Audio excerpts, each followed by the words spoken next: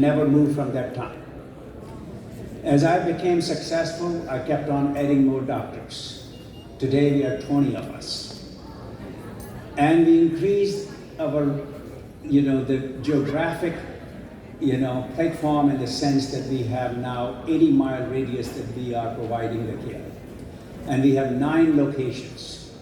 So as we became bigger, we have nearly 80 to 85% share of the oncology care that we were providing. Hospitals, as you know, and the different larger groups which are competing with the private practitioners, they had a difficult time to compete with us because we were so big. This helped us to create a lot of ancillary services. And these ancillary services creation help us economically to our doctors, as well as it helped us to provide certain services which are not billable. And that made us much stronger compared to the hospitals. So while we were in the South Bend, Indiana practicing, my wife and I had choices. One of the choices was that we hide ourselves and just work, raise kids, or we should become involved in our community. So we took that route that we got involved in our community very heavy-handed, in the terms that we were members of the symphony, we were members of the Broadway League, we were helping the his Museum of History, and then we got very much involved in our kids' school and helping raising funds in various ways to support that school. At that time, need came creation of the mosque in our town, and we were involved in that, and then creation of a community center. The difference of a community center and a mosque made in that town, that today nearly 80 or more physicians of a Pakistani or Arab origin practicing in South Bend. And I will tell PPS that maybe you should try to recruit many of the people from there in your organization, because they don't have any organization like that. Nearly 50 or more doctors are Pakistani origin in South Bend. Now, as we were going on, we have a third child, and we found out that she was autistic. Now, naturally, that changed the things. My wife, who's a physician, she unfortunately had to give up the practice of medicine because our third child was autistic and needed a lot more assistance, a lot more help. Both of us being physicians as well as resourceful, we realized that we went all over the country trying to find it out, what is the cause, what is the possible treatments, and we couldn't find it. At that time, we realized, what about those people who really have no resources and no medical knowledge, what they go through? And that helped us to create something we call as the Sonia Ansari Center for Autism. And that Center of Autism was the only one in the state of Indiana when it initially created. It has multiple branches, and that center is involved in education, early development of these kids, and trying to make them as viable as possible so they become mainstream, or at least partly mainstream. Now we are even going further and trying to make the center for even adult kids with autism. And the center is now standing on its own.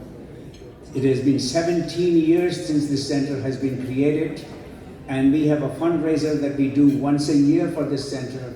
And this year the fundraiser was about more than 550 people attended, and more than $750,000 we raised for the Autism Center. It provides the care to everyone regardless of their income, and regardless of color, or regardless of a race, or regardless of the religion. They all are welcomed in the center, and the center is really, right now, is functioning great. And it is also now has an association with University of Notre Dame and the St. Mary's College in South Bend. We get volunteers from there, and we have even the experts from there supporting the center. Then the next thing what happened, that 5 years ago, now there's a little bit more than 5 years ago, we were approached by University of Notre Dame that there is some place that Notre Dame lacks. And what is it lacks? That Notre Dame, being the esteemed Catholic Institute of the World, not only nationally, but it is globally known as the Catholic Institute. And on the contrary, I just saw the report, which came out by 2022, the three most respectable and people who believe in those institutions, Notre Dame is one of those three institutions in the world. And the second, number two is Oxford. So you know Notre Dame can be compared with institutions like that. So Notre Dame asked us that there is so many conflicts in the world, nearly 80% of the conflicts in the world are on the basis of a religion.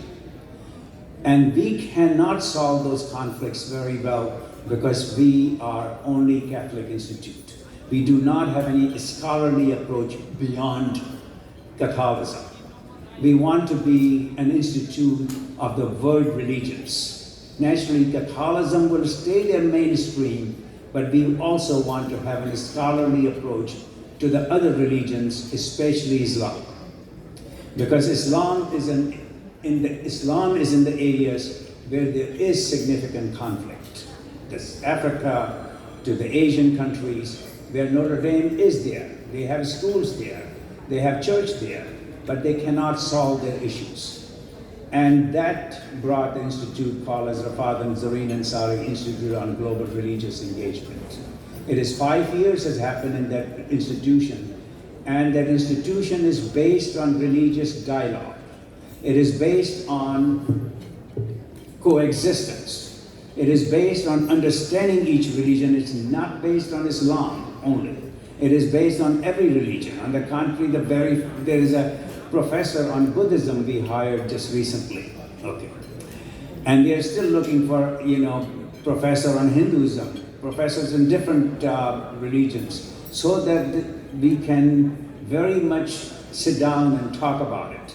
I just saw that Nelson Mandela said that one of the biggest weapons we have is to sit down and listen to solve the issues of the world, not with the arms. So I think this institute is based on understanding of religion, talking about the religion, and I also heard that this year, Ansari Institute, along with US government, will be designing the foreign policy of the United States.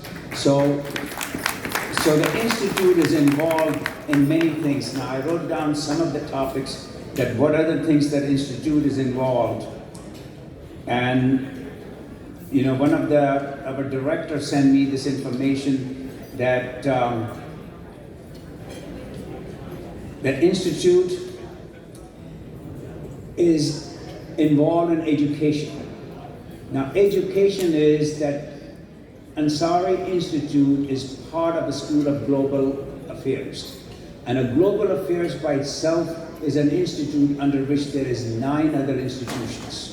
You can get a bachelor's degree, you can get a master's degree, you can be PhD from that institutions, based on mostly the religious harmony. And then word economics to the word poverty, to work, dealing with the, various crises in the world that this institute tries to provide. There are other institutions in the country, like the University of Chicago has its institute on the global, institute. Harvard has a global institute, but none of those institutions are based on a religion. They're based on economics, which produces the kids to go and make a lot of money. This institution, the kids who do come to this institution, they are coming for service. Majority of our students, when they leave the Notre Dame, after their bachelor's or after their master's, they go work for United Nations, they go work for US government in the State Department, they go work for NGOs, they go work for Broking Institute, they don't work for these high money-making places. They more work where they can do the services. we hope that many of these students will go back to their native countries and will bring a change. And that's the change we are looking for, that these well-trained people will go back and bring some change, and hopefully that change will be something that will bring something great in the world. And our first year class was 26 students, 22 were from 22 different countries, which include Pakistan, which included Afghanistan, which included many other places from the world.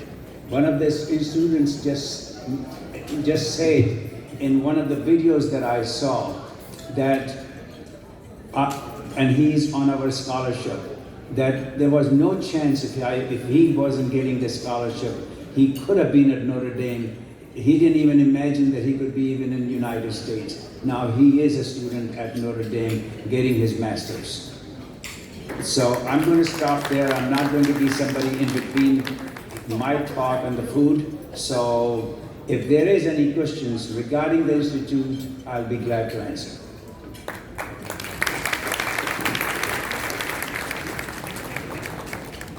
Thank you.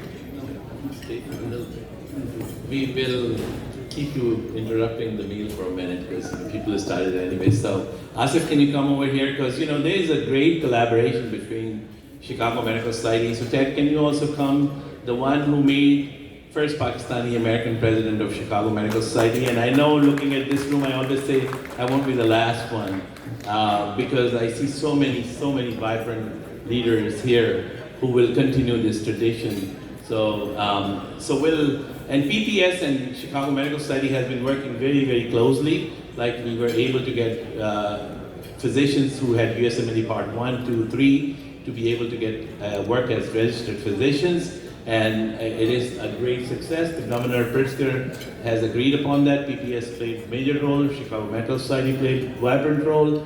And going forward, Chicago Medical Society and PPS will have AMA delegate seats soon to come, but that's not what we are here for. So first, I would like to ask Dr. Asif Sayed to give this beautiful plaque to our keynote speaker, and then we'll go from there.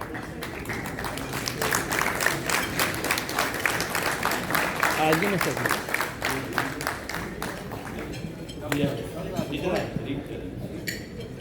Photos.